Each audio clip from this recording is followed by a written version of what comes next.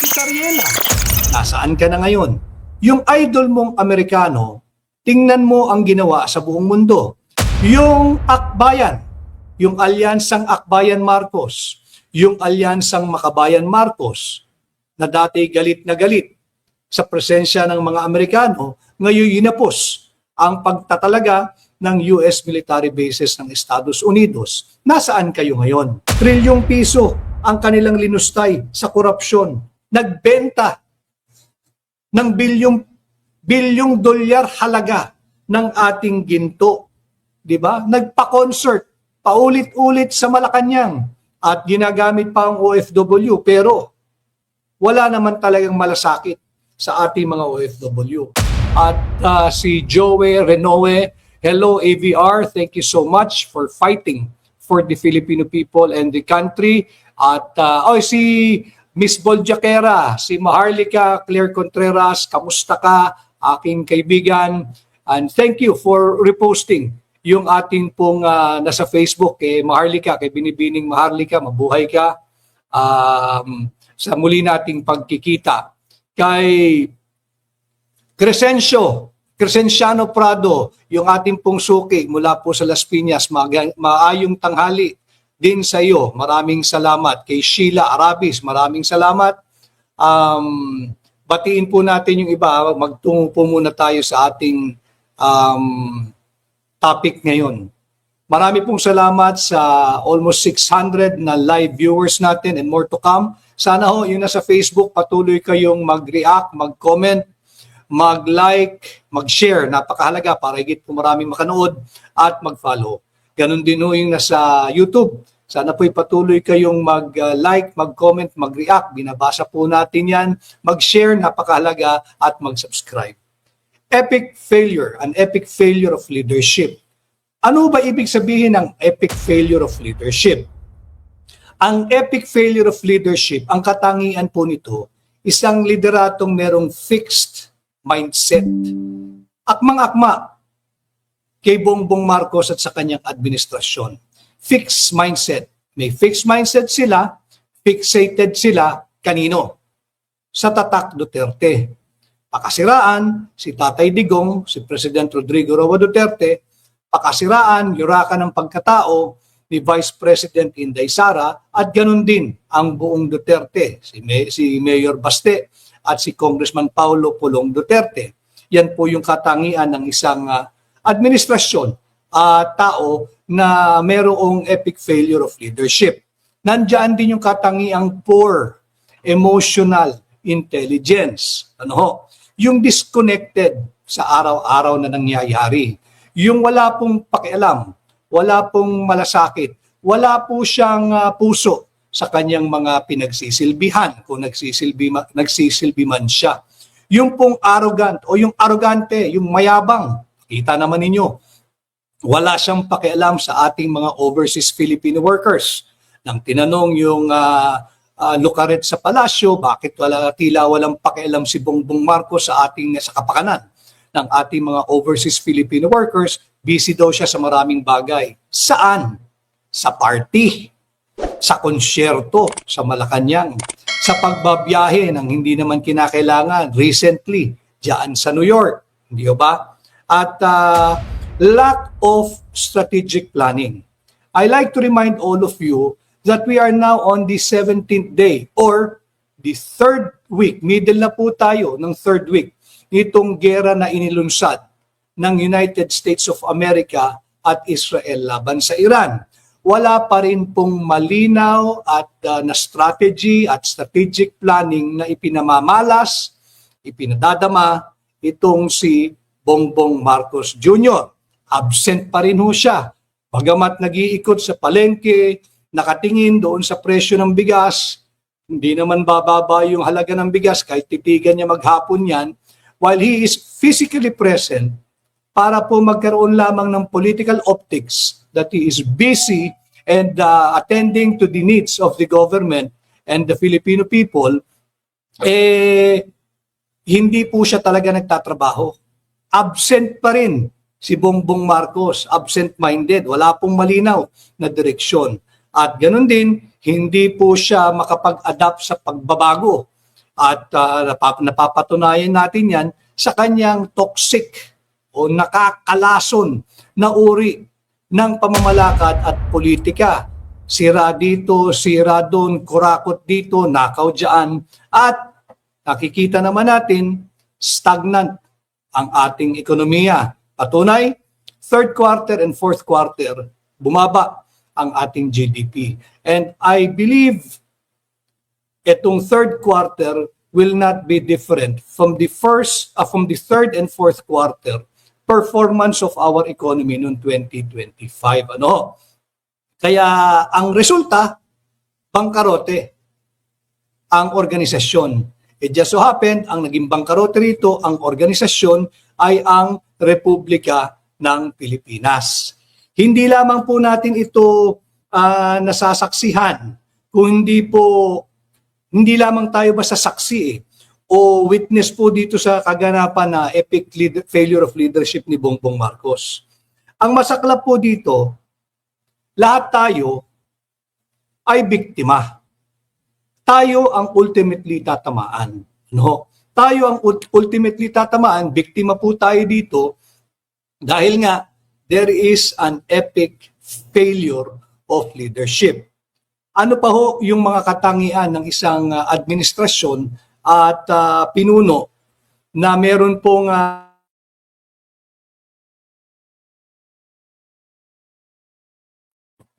ano ho yung katangian?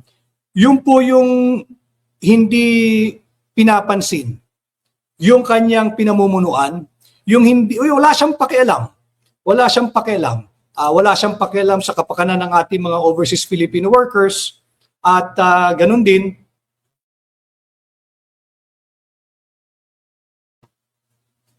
wala siyang pakialam, pinabayaan niya ang future planning. Ano ibig sabihin ng lack of strategic planning?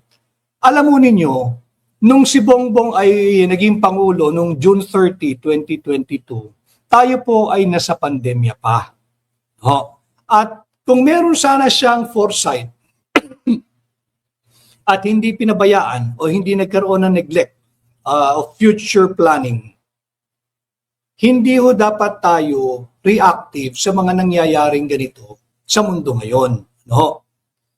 Hindi po siya naghanda at hindi rin siya natuto doon sa lesson na ating natutunan sa COVID. Ano po yan?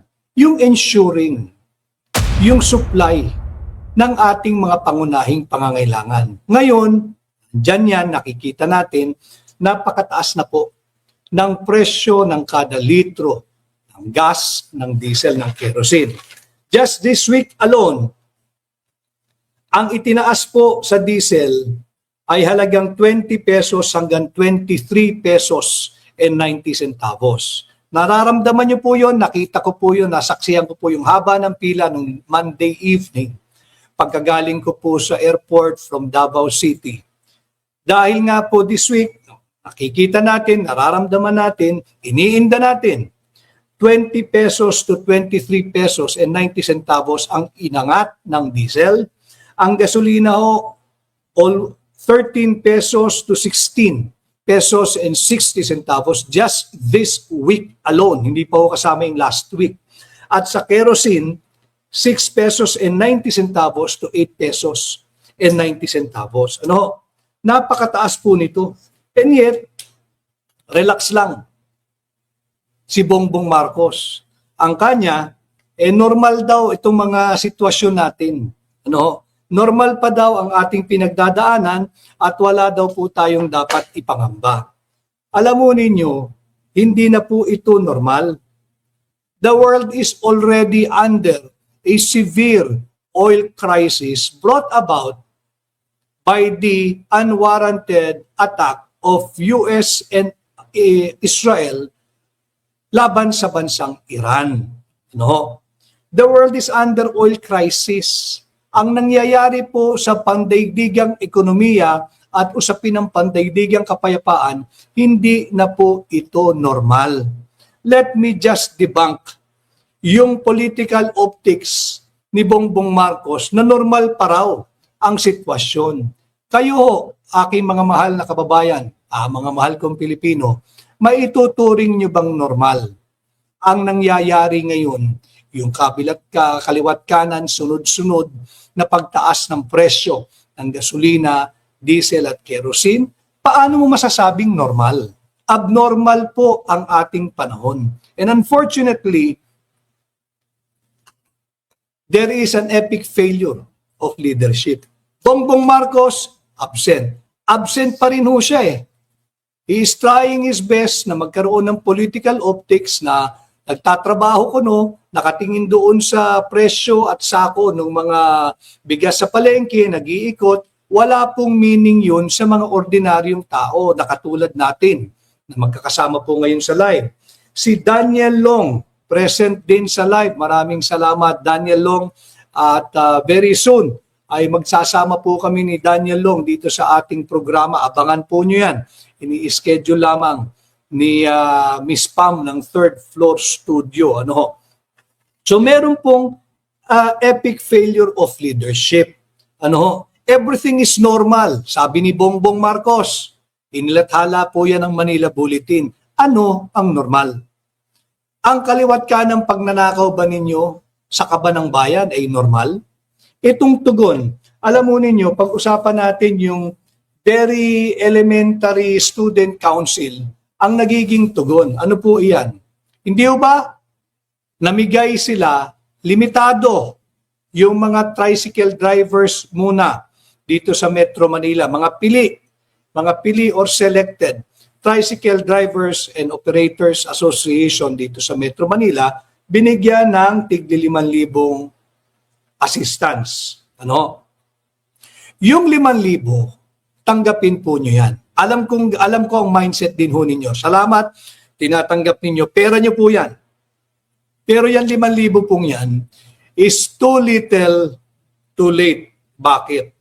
Yung 5,000 ibinigay kahapon at nung isang araw, yan po ay naiutang na, nai-advance na ng ating mga kababayang driver. Driver ng public transport. Tricycle, ng jeep, ng bus, at ng kung ano-ano pa. Too little, too late. Pero kunin pa rin ho ninyo. Dahil pera nyo po yan eh. At wag ho kayo magpapasalamat kay Bongbong Marcos dahil hindi niya po pera yan, pera nyo po yan. Too little. Why? 5,000 confined pa lang sa Metro Manila.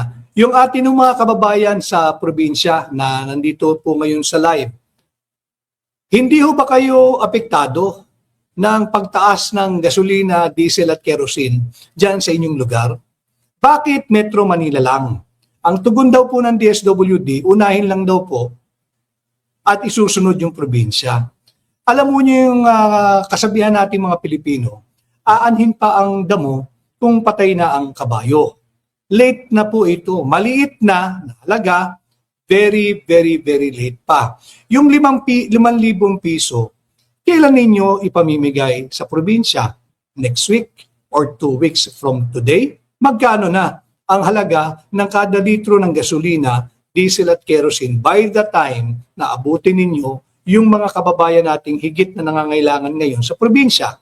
Kaya po itong 5,000 pesos na assistance po nito, hindi po sapat ito.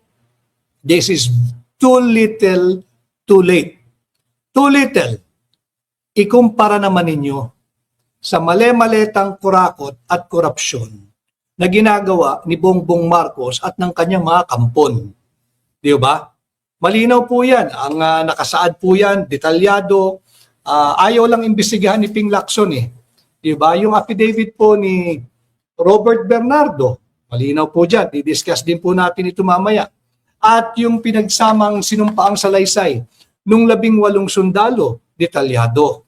Mali-maletang pera, pero ang binibigay sa ating mga hirap na, kuba na nga eh, na mga kababayan, na mga drivers ng ating public transport, 5,000. 5,000 at confined lamang sa ilang grupo sa Metro Manila. Dahil nakikita naman natin yung pambubudol ng DSWD, sabi nila, kaya daw po Metro Manila lamang at select group of tricycle drivers dahil dito raw po na klinis na yung listahan, nakakatiyak daw po sila na walang ghost beneficiary or ghost recipient dito. Sinungaling ho talaga ang DSWD at ang Marcos Jr. administration. Bakit? Ibig ho nilang sabihin, inamin nila na lahat ng nakapila para sa AIX, para sa AKAP, para sa TUPAD at kung ano-ano pang ayuda ng gobyerno, hindi po sila nakakatiyak kung yung mga yun ay talagang dapat makatanggap o legitimate beneficiary or recipient ng anumang ayuda mula sa pamahalaan. Inamin lamang ng DSWD, yung matagal na ho nating sinasabi, yung pagpapapila sa inyo gamit ang pera ng gobyerno nung nakaraang taon is nothing but a wholesale vote buying committed by Bongbong Marcos Jr. and his administration. Tanong, bakit tahimik si Chairman Technical Glitch ng COMELEC? Inamin ng DSWD, if you will infer this statement and the implication made by the DSWD head, kaya daw po select lamang ang kanilang bibigyan muna pansamantala at confined sa Metro Manila dahil sinisikap pa nilang linisin, i-validate at siguruhin na yung listahang darating sa kanila ay talagang mga legitimate beneficiary. Ito ho ay indirect na pag-amin na yung ginawa nilang pamumudmud patuloy, ito po ay malinaw na vote buying at ito po ay malinaw na pagsusuhol sa mga mamamayang Pilipino. Inamin nila ano ngayon ang basis pala ng pamimigay ng ayuda, ng AKAP, ng AIX, at kung ano-ano pa. Pinapila ninyo ang tao, hindi pala yun nakakatiyak sa listahan. So ito po'y malinaw na pag-amit at hindi na ho sila maaari tumanggi dito. Si Queen or Queenie, good morning Attorney Vic Rodriguez, everyone watching from Malaysia, mabuhay po kayo. Si Alma Yulo Mamosto, mabuhay po kayo. Maraming salamat. Ariel Guevara, attorney, hindi po ba pwedeng kasuhan si Naping ng obstruction of justice sa hindi niya pagdinig sa mga 18 sundalo? Pag-usapan po natin yan. Alam mo ninyo, may sinabing pahayag itong si Ping Lacson. Patatawag daw niya, bibigyang daan ang testimonyang nais ipahayag ni Manong Chavit Singson. At bukas din daw siya ipatawag ang 18 sundalo upang maglahad ng kanilang nalalaman tungkol sa mali-malitang pera. Yan po ay isa pa ring parte ng cover-up. Kasi nga ho, merong epic failure of leadership. Hindi lamang si Bongbong Marcos, kundi sa maraming institusyon ng ating bansa. Pati diyan sa Senado, lalo na sa Kongreso. Kitang-kita natin diyan. Kung ipatatawag si Manong Chavit Singson, si Governor Chavit Singson, mabuti. Subalit, kung ipatatawag din ang 18 sundalo na naghayag ng kanilang nalalaman sa mali-malitang pera, kumpara sa 5,000 pisong assistance na ibinibigay sa ating mga public transport drivers, kalokohan po yan hanggat hindi ipinapatawag sino?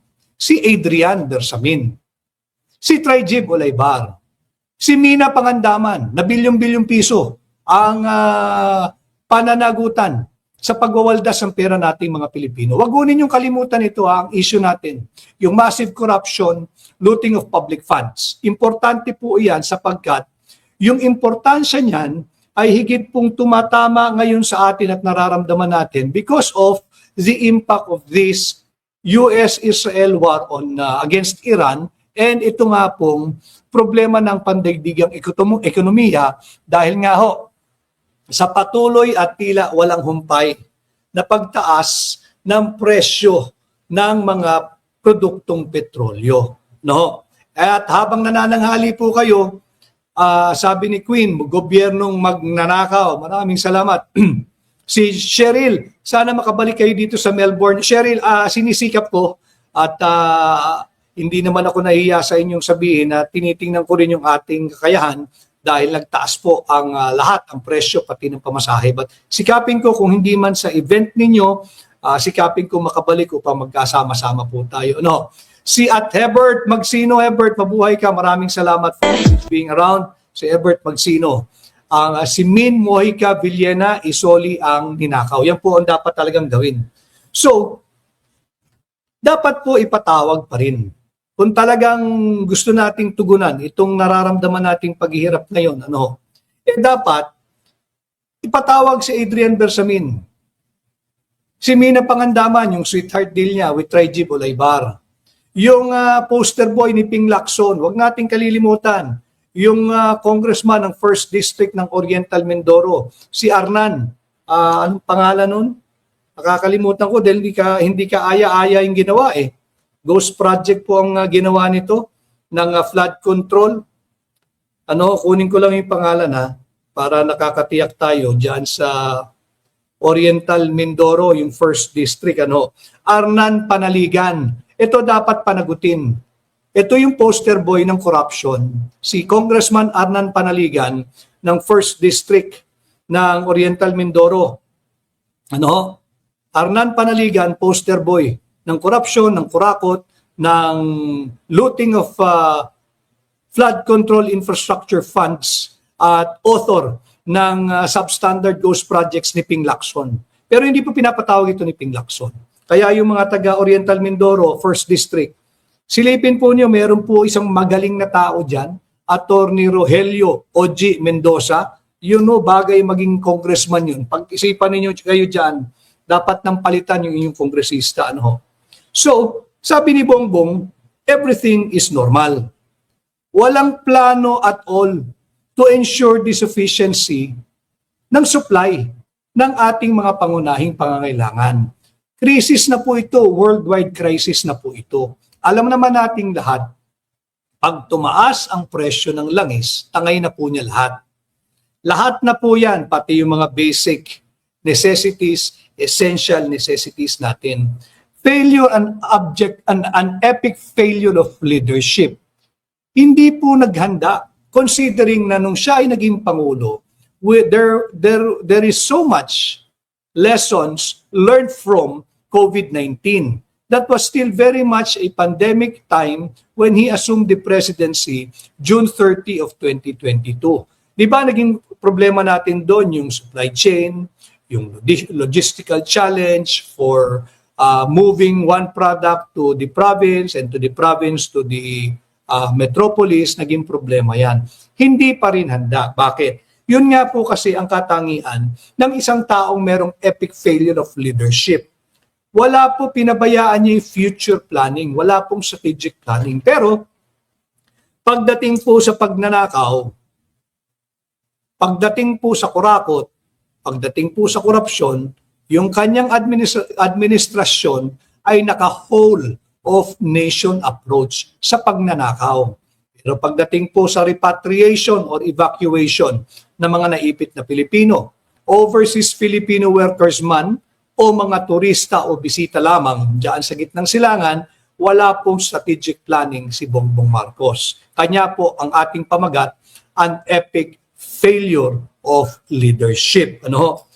Imbis po paghandaan yung mga nasaksihan natin pare-pareho noong pandemya dulot ng COVID-19 na dapat sana'y natuto na siya roon at naghanda, ang pinaghandaan po niya kung paano sirain, yurakan ang pagkatao ni Tatay Digong. Hindi po natigil diyan.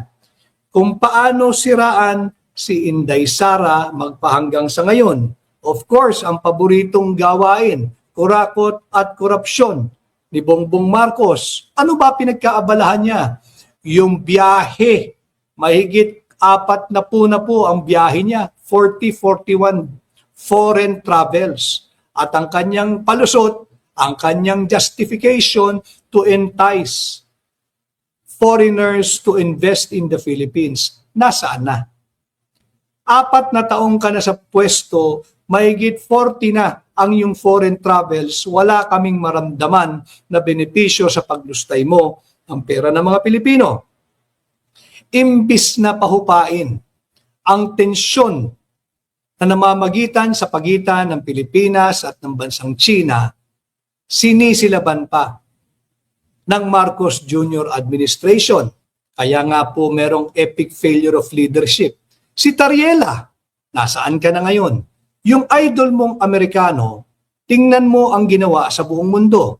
si dating Justice Tony Carpio, yung Akbayan, yung Alyansang Akbayan Marcos, yung Alyansang Makabayan Marcos, na dati galit na galit sa presensya ng mga Amerikano, ngayon inapos ang pagtatalaga ng US military bases ng Estados Unidos. Nasaan kayo ngayon?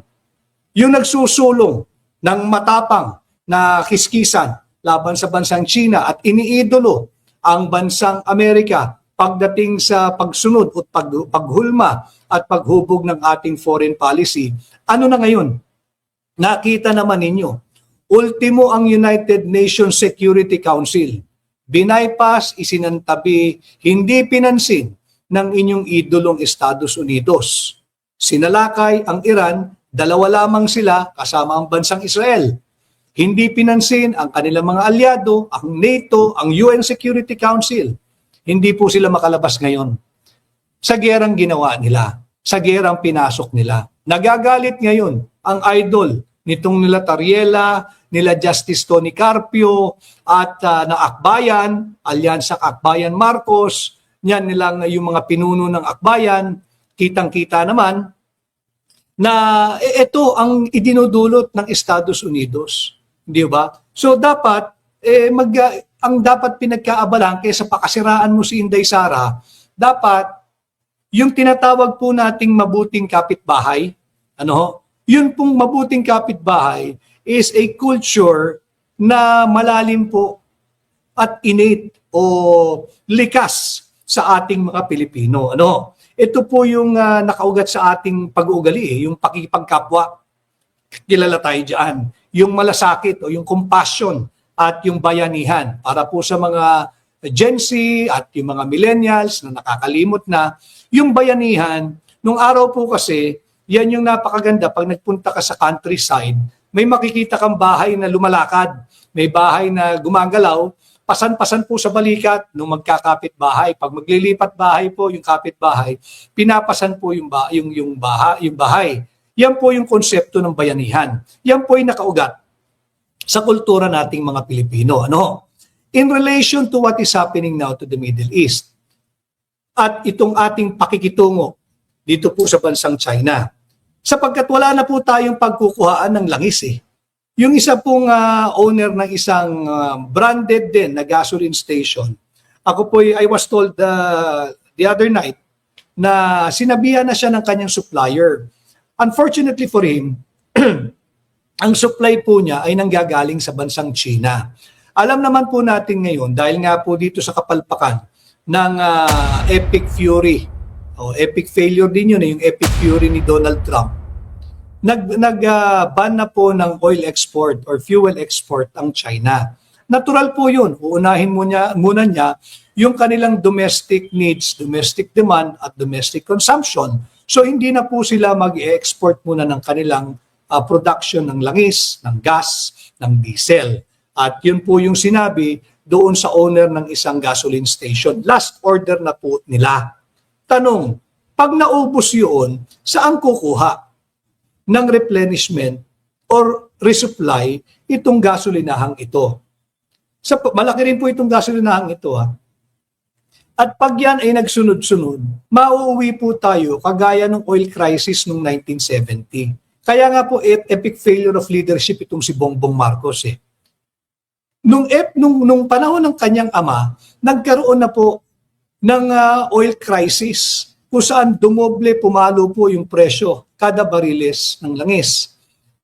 From his experience then, dapat sana meron siyang pinaghuhugutang argumento is on how to deal with our current situation. But unfortunately, as our title suggests, there is an epic failure of leadership. Marami pong salamat sa higit almost 1,000 live viewers po natin ngayon pong araw ng Thursday, March 19, 2026. Oras po ay 12:34 na ng tanghali. Patuloy po sana yung mga nasa Facebook, patuloy po kayong mag-like, mag-comment, mag-react. At please, i-share po ninyo at mag-follow. Ganon din po yung aking pakiusap sa inyo sa YouTube. Sana ay patuloy po kayong mag-like, mag-share, mag-subscribe, mag-react, mag-comment. Please, dyan po sa ating pahina sa YouTube. So, pinagkaabalan po yung kurakot at korupsyon, yung foreign travel, pagiging puppet o sunod-sunuran sa bansang Amerikano pagdating po kung paano tayo makitungo dito sa ating kapitbahay.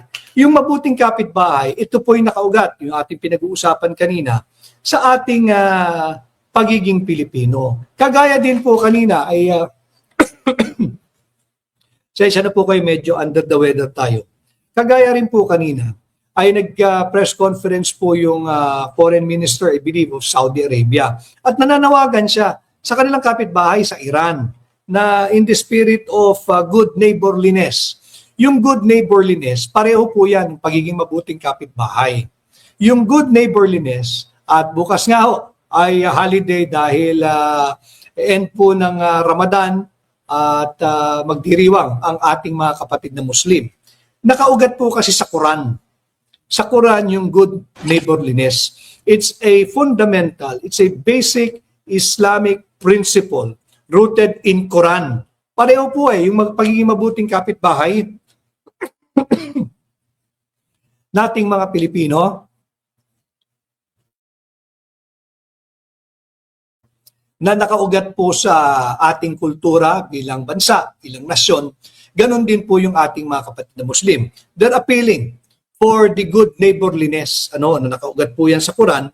Ang sabi pa nga po diyan, Allah commands believers, Allah commands believers to worship Him alone, and specifically lists doing good to neighbors who are near and neighbors who are strangers, alongside being kind to parents and orphans. Yung mga naulila, yan po yung deeply rooted Islamic principle ng good neighborliness na nakaugat po iyan sa Quran. Pareho din po ng ating pagiging mabuting kapitbahay. Subalit, ito po, may krisis tayo. Ang naging priority, imbes na de-escalate yung tension natin with bansang China, yung the likes of Tony Carpio, the likes of Akbayan, the likes of Tariela, who are surprisingly napakatahimik po ngayon. Matutugunan nyo ba sa pakikipagbasag ulo ninyo yung potensyal na kakulangan ng ating oil supply? Matutugunan nyo ba ang inyong pagtapang-tapangan? Makakalapit ba tayo ng basta-basta sa bansang China? Dapat kasi ang ating foreign policy, na malinaw po yan sa Article 2, Section 7 ng ating saligang batas, ang ating foreign policy dapat interes ng Pilipino. Hindi interes ng banyaga, hindi interes ng Amerikano. Kahit to ang Estados Unidos, Tariela, ang Estados Unidos, pansamantala, lifted po yung sanction laban sa mga langis na galing sa Russia. So Tariela, Tony Carpio, Akbayan, ano tawag nyo ngayon sa US? Pro-Russia. Di ba? Ibig ko sabihin, hindi kasi tayo pwedeng magpakatuta sa interes ng banyaga na wala namang malasakit sa kapwa Pilipino. Inubos ang pera ng PhilHealth. Yan ang legasiya ni Bongbong Marcos. Party at more party. May concert pa kuno para daw sa kapakanan ng overseas Filipino workers, yung mga mahal nating kababayang overseas Filipino workers. Wala ngang itinulong sa unang linggo ng gera dyan sa Middle East. Ang puhunan lamang nagpagawa ng tarpaulin at wini-welcome yung mga OFW at yung mga stranded Filipinos na gumastos ng sarili nilang pera. Samantalang linantakan ang pondo ng PhilHealth. Inubos ang ating unconstitutional GAA, trilyong piso ang kanilang linustay sa korupsyon. Nagbenta ng bilyong dolyar halaga ng ating ginto. Diba? Nagpa-concert paulit-ulit sa Malacanang at ginagamit pa ang OFW, pero wala naman talagang malasakit sa ating mga OFW. Yan po yung pinagkaabalahan ni Bongbong Marcos nitong 4 na taon. Kurakot, pagnanakaw, korupsyon. Ano? Kanya meron tayo ngayong dinaranas at nasasaksihan epic failure of leadership. But as I have said early in the program, hindi lamang po tayo basta buhay na saksi eh. Biktima po tayong lahat. Ang dolyar po ngayon, habang tayo po'y nag-live kanina, ang halaga po ng dolyar kontra piso, 60 pesos and 30 centavos. Ultimo po yung halaga ng palitan ng piso kontra dolyar, 60 pesos and 30 centavos habang po tayo nagla-live. Base po yan sa information ng BDO, yung pinakamalaking universal bank, pinakamalaking bangko dito sa Pilipinas. Kaya yan po yung lagi nating ginagamit na reference dahil yan po yung pinakamalaking bangko sa Pilipinas, BDO. Ang palitan po ngayon, ang halaga ng dolyar kontra piso, 60 pesos and 30 centavos na. Na-breach na po niya, nabasag na po niya yung 60 pesos psychological barrier. 60 pesos and 30 centavos na po ang halaga ng dolyar. Ano?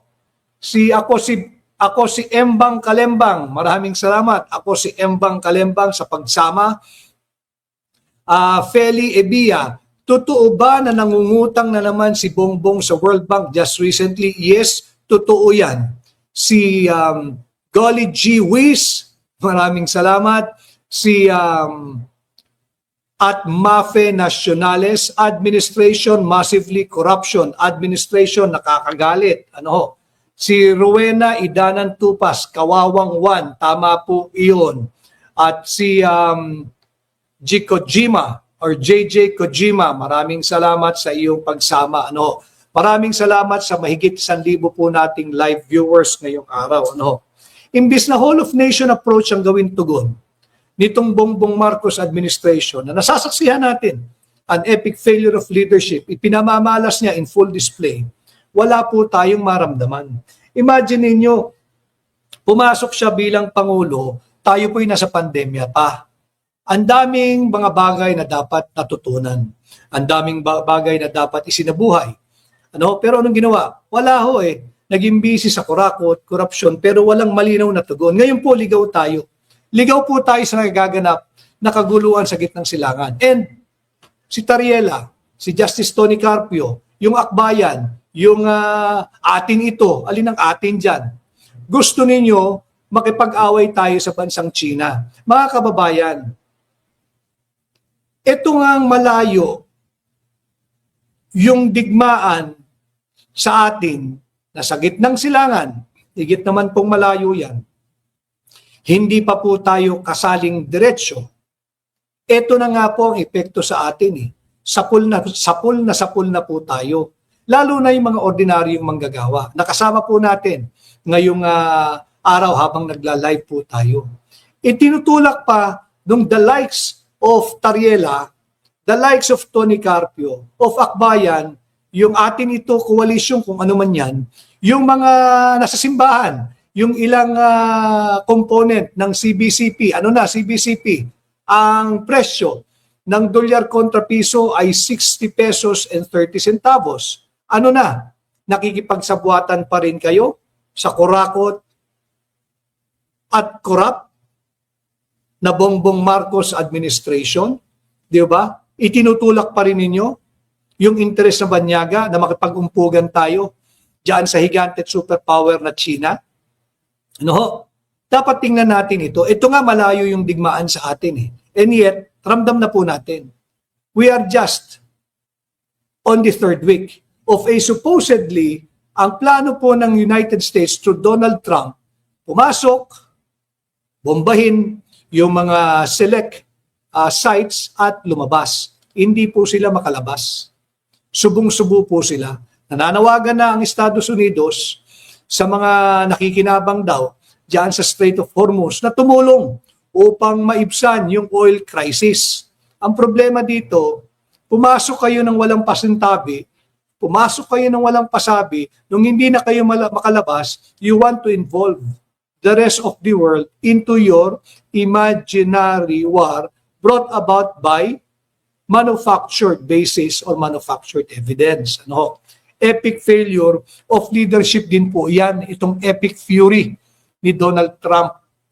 i-relate natin dito sa epic failure of leadership ni Bongbong Marcos. Hindi po natin kasi pwedeng paghiwa-hiwalayin at ramdam po natin ang epekto nitong gerang pinasok ng Estados Unidos. Kaya yan, alam naman po nating lahat na ang Pilipinas, ang ekonomiya po natin ay consumption driven. Ngayon, pag nagtaasan ng lahat, hindi naman nagtataasan ng sahod, yung pagtaas ng pasahe, lahat po talaga tayo dapat magsakripisyo. Ang masaklap, pagdating sa sakripisyo, ang gusto ng Bongbong Marcos administration, lahat tayo. Pero pagdating sa benepisyo, wala tayo. Work today.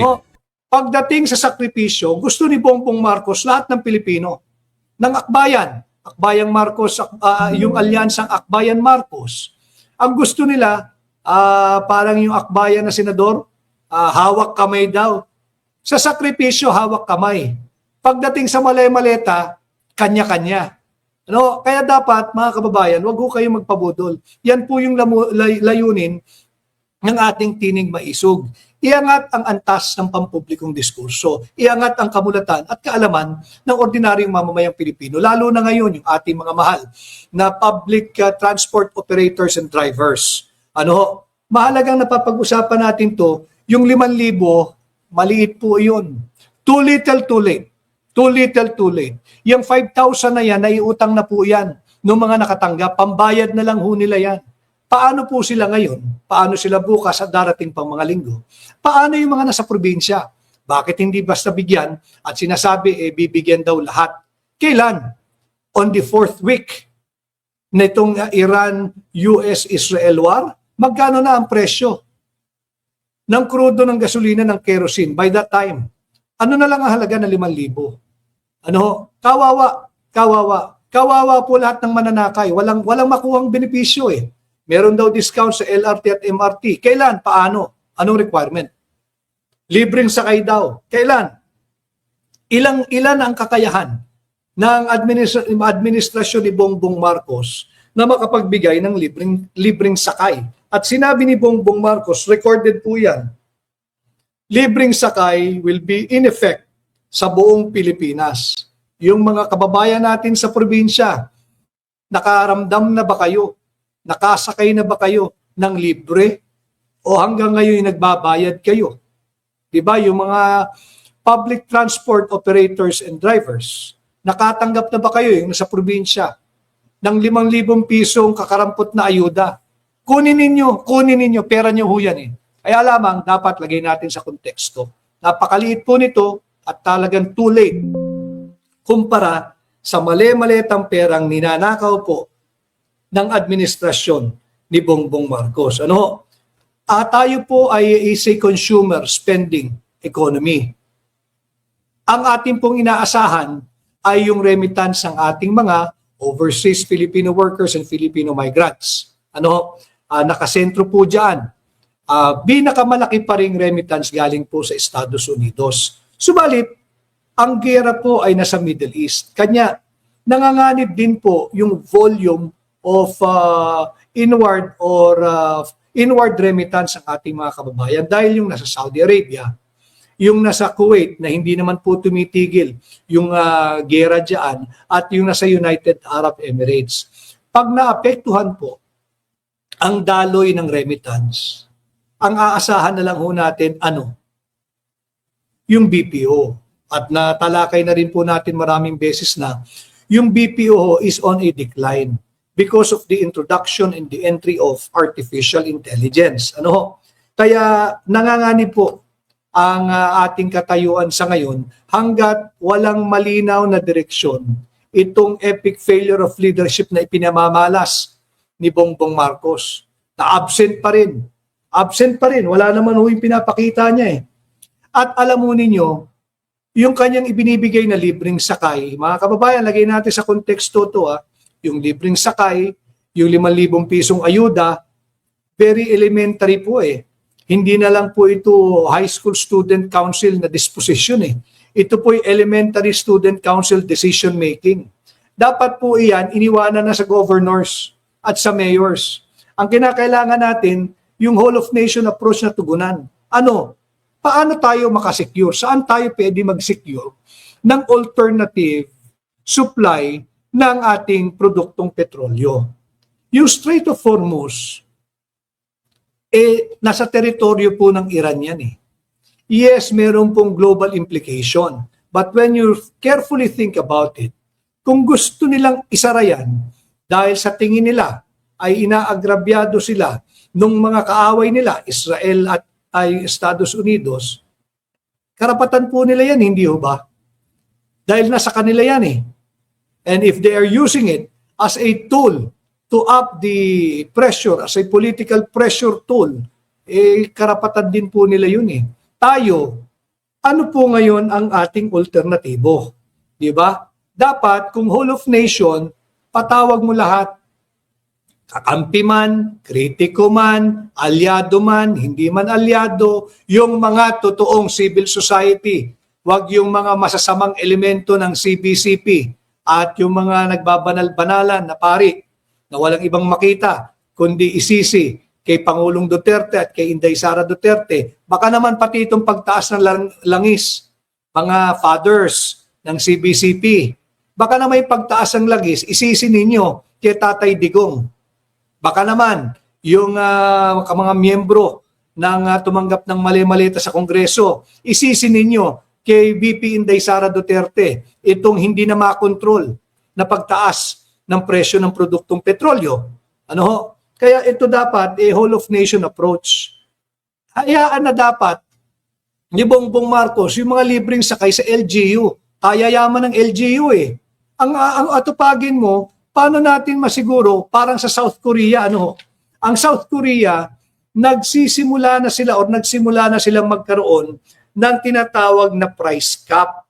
Nag-price cap na po sila sa langis, sa gasolina, and maybe even kerosene, na every week or 2 weeks, nagre-reset po sila ng price cap para naman hindi malugi yung mga produktong petrolyo. Sa atin po, I was told na ang presyo po ng ating kada litro ng gasolina compared to Korea, yung South Korea ay mas mayaman sa atin. Ang presyo po ng gasolina, kada litro sa South Korea ay $1.20. $1.20, South Korea ito. Sa Pilipinas, na mahigit na mahirap na bayan, developing country po tayo, ang presyo po sa dolyar ng kada litro ngayon sa atin ay $1.80 per liter. Ano po yung significance kung ating kukumpara sa South Korea? Higit pong maliit ang ating capacity to spend. Kung yung 1.8 liter po natin, this will kill the economy. $1.8 per liter ngayon. Yung presyo po ng gasolina ngayon. Pag ito po'y nagpatuloy at hindi nagpakita ng malinaw na direksyon si Bongbong Marcos at patuloy nating masasaksihan yung epic failure of leadership, this will kill the economy. Why? In dollars, the $1.8 per liter will kill the economy because yung ating pong GDP per head ay higit na maliit kung ikukumpara mo sa GDP per head ng South Korea. If South Korea has effected a salary cap or a price cap on the price per liter of petroleum products, 120 po sila per liter eh. Yung GDP po per head, higit pong mas maraming pera ang ating mga kapitbahay na Koreano kesa sa ating mga Pilipino. And yet, tayo po sa dolyar, $1.8 per liter. Maaari po, please feel free to correct me. Kapag ka ito po'y nagpatuloy, ang presyo po natin kada litro ng gasolina ay maaaring maging pinakamataas sa buong mundo. Samantala, si Bongbong Marcos nasaan? Absent pa rin. Nakatingin doon sa presyo ng bigas. Kahit titigan niya ho maghapon niyo, walang tulugan. Hindi ho bababa yun. Absent pa rin si Bongbong Marcos.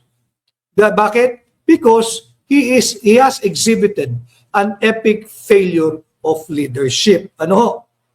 sinabi ko ulitin natin, wala po siyang malasakit sa mga Pilipino, higit pa sa ating mga overseas Filipino workers. Wala po siyang future strategic planning, wala, absent, bangkarote, at meron po siyang failure to take accountability. Di ba? Yung nangyari niya, ginawa niya kay Tatay Digong. Lahat ng nangyayari dahil wala siyang may pakita, kasalanan ni Tatay Digong. Ano? Pagka siya'y sinisingil na ng mga kritiko at mga nasa social media kagaya ko, itatawagin niyang destabilizer. Tatakutin ng sedition or inciting to sedition. Ang pinapakita ho niya is an epic failure of leadership. Ano? At ang huli, yung tugon ho niya kahapon, relax, normal lang yan.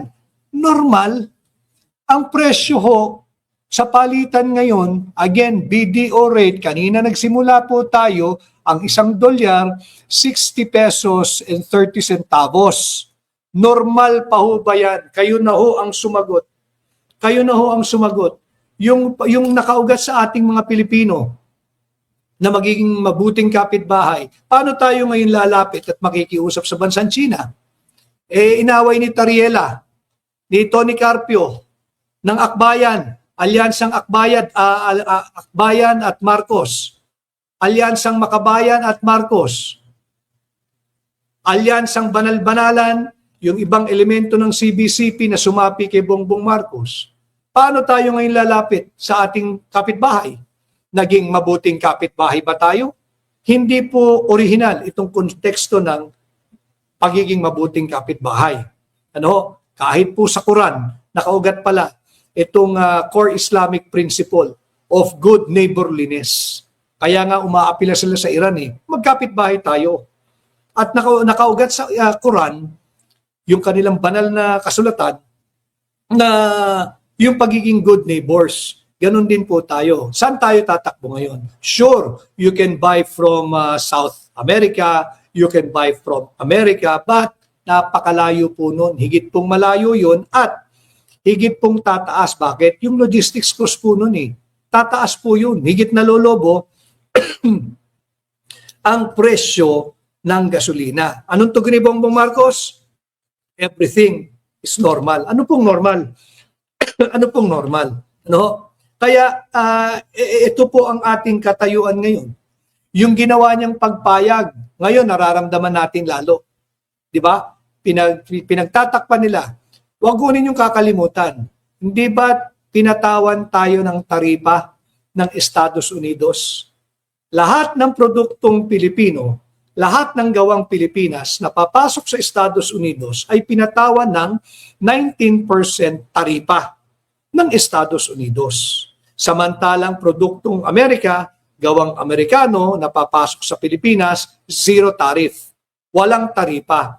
Ngayon lalo nating mararamdaman ito. Bakit nangyayari ito?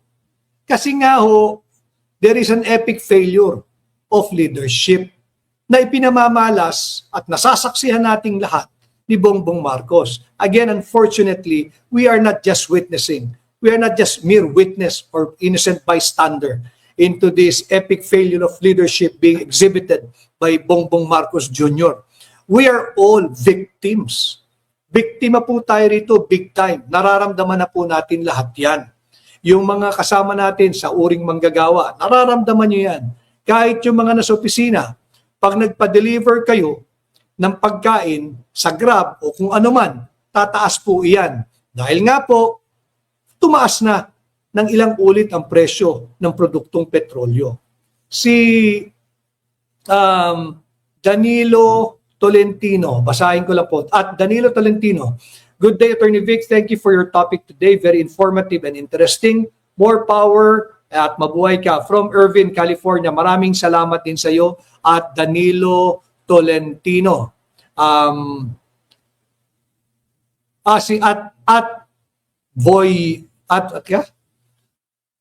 pangalan po niya at Voy Era. Pinalalabas pa ni Erich Silvestre Tulfo ang ambassador ng China dito sa Pilipinas. Ito nga po 'di ba? Chairman pa 'yan ng Foreign Relations Committee ng Senado. Di ba? Ang linya niya, basag ulo din. Kunwari, nagmamalasakit sa ating mga kababayang overseas Filipino workers. Ilang ulit ko nang sinabi, bago ninyo isipin mag-grandstand dyan sa politika, me personally, matagal tayong inakusahan na pro-China, no? I am pro-Filipino, I am pro-Philippines, and I will always side with the Filipino people. But before they open their mouth, Senators, Congressmen Tariela, Carpio, Akbayan, Marcos, Alliance, yung mga masasamang elemento ng CBCP, before you even use the pulpit pag linggo.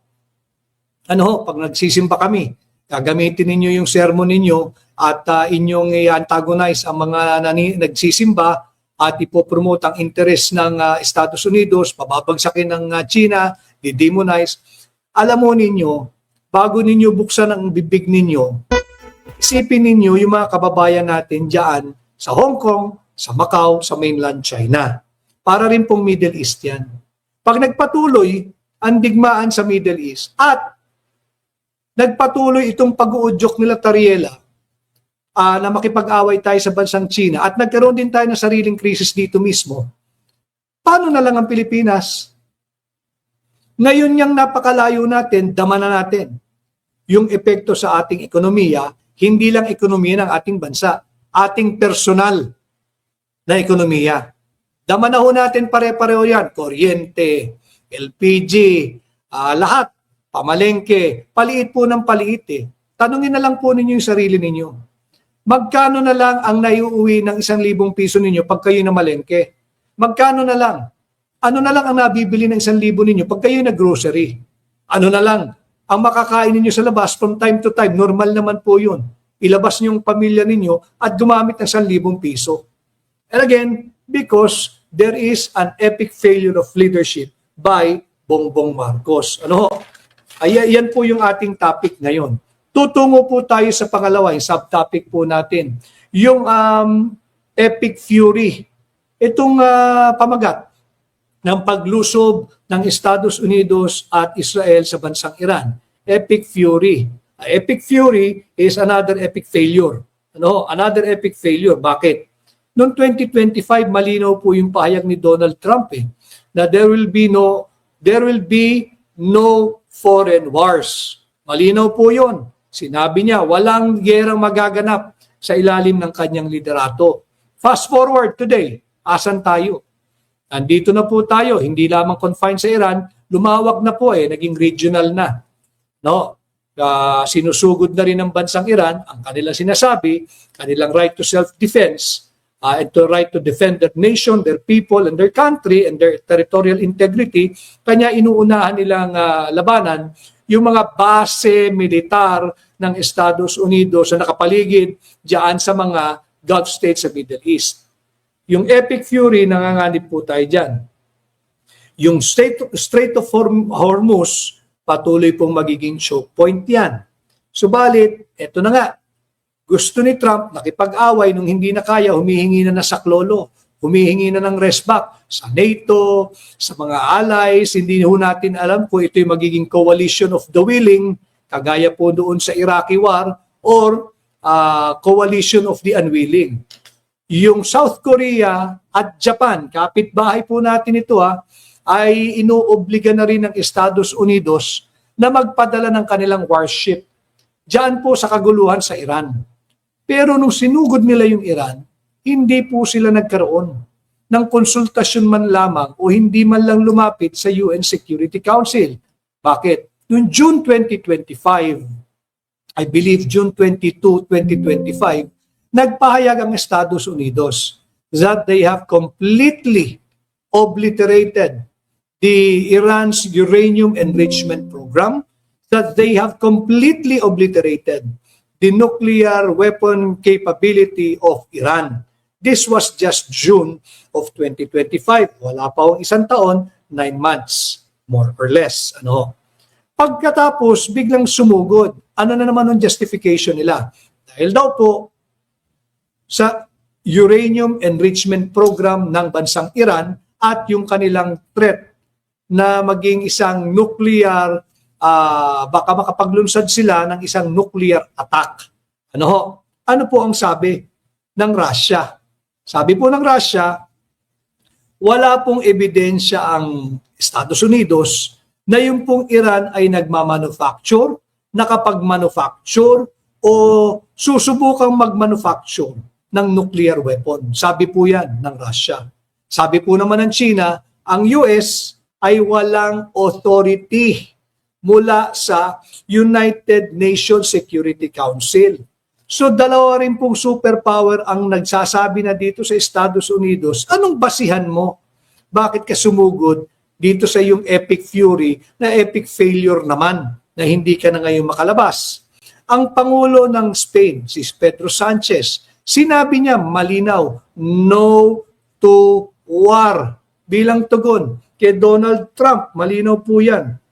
At sinabi niya, ang Estados Unidos is playing Russian roulette. Ano ho? With the millions of lives, not just of the Americans, but across all borders, across all nation, across all nationality. Naglalaro daw po siya ng Russian roulette, pinaglalaruan ang milyong-milyong buhay ng buong mundo. Ano? Sumagot na rin po ang ibang mga bansa, kagaya po ng United Kingdom. Malinaw po yon. Ang sinabi po ng Prime Minister ng United Kingdom, UK will not be drawn into a wider war. Ano ibig sabihin? Isolated po yung Estados Unidos sa gerang ginagawa niya eh. Sumagot din ang Foreign Minister ng Italy. Diplomacy needs to prevail. Tariela, makinig ka kay Italian Foreign Minister. Si Justice Carpio, makinig ho kayo. Diplomacy needs to prevail. Diplomacy needs to prevail. Diplomacy needs to prevail. I am emphatic because the war is very far from us and yet we are already experiencing the fallout sa ating ekonomiya. Gusto nyo pa dalhin sa kapitbahay natin? Gusto nyo pang dalhin sa kapitbahay natin na superpower? Imbis na palamigin ninyo yung usapin? Ano ho? Yung German Defense Minister, this is not our war. Sabi ito ng German Defense Minister, this is not our war. We did not start it. Ganyan din po dito sa problema natin sa South China Sea. May problema, pero hindi tugon ang gera. Bakit naglipa na ang US military bases? Paglabag po yan sa ating saligang batas. Nandiyan po lahat yan sa Article 2 ng ating saligang batas. Diba? That the Philippines renounces war as an instrument of foreign policy.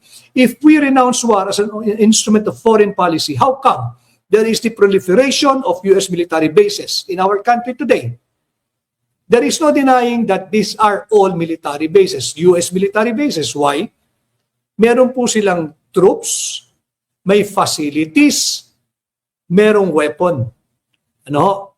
Base militar po yan. Kahit ano pang pagtatanggi ng pamahalaan ni Bongbong Marcos, ng kanyang mga opisyal, kahit ano pang pag-uudyok nila, yan po ay base militar. And it has brought us into harm's way. Ano? So, yan malinaw po yan na ultimo ang direktor. No? Kaya itong epic fury ni Donald Trump is like what has been exhibited by Bongbong Marcos, an epic failure of leadership. Ganon din po itong epic fury ng Estados Unidos. Dahil mismo ang direktor, yung head po ito, pinuno ito ng National Counter-Terrorism Center ng Estados Unidos. Pakita ko lang po medyo maliit, screenshot nyo na lang. But I guess meron na rin ho kayong kopya nito.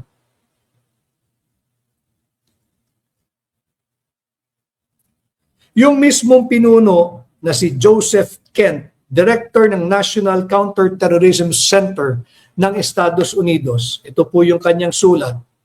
No? Nagbitiw po siya bilang Director ng National Counter-Terrorism Center ng Estados Unidos. Mga kababayan, para humalaman ninyo, guided tayo na hindi umabot sa punto ng digmaan din sa pagitan ng Pilipinas at China. Na hindi naman po natin, kagaya po ng sinabi ng German Defense Minister, this is not our war. So yung problema ng China sa kanyang rogue or renegade province, that's how mainland China look at Taiwan.